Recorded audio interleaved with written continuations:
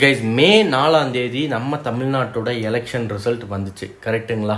இன்னையோட பார்த்தீங்கன்னா மே 9ஆம் தேதி, அதாவது கிட்டத்தட்ட பார்த்தீங்கன்னா 5 நாள் ஆச்சு.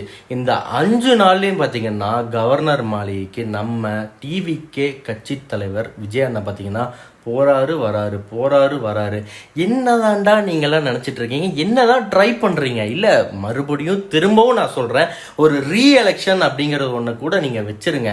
இந்த அளவுக்கு தமிழ்நாட்டோட ஒரு ஆட்சி அமைக்கிறது கூடிய ஒரு விஷயத்த பிஜேபி கூட சேர்ந்துட்டு தயவு செஞ்சு நீங்கள் எல்லாரும் இந்த விஷயத்த பண்ணாதீங்க.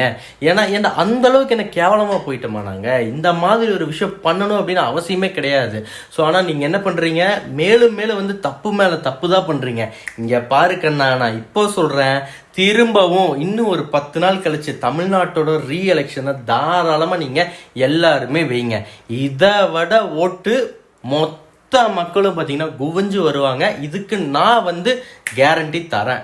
ஸோ நான் திரும்ப சொல்கிறேன், இதெல்லாம் ட்ரை பண்ணி எங்களோட ஆட்சியை நீங்கள் கலைச்சிடலான்னு மட்டும் கனவுல கூட காணவே காணாதீங்க. நான் தயவு செஞ்சு சொல்கிறேன், முடிஞ்ச அளவுக்கு விஜய் அண்ணன் கஷ்டப்படுத்தாமல் சீக்கிரமாக அவரை சிஎம்மாக உட்கார வைங்க.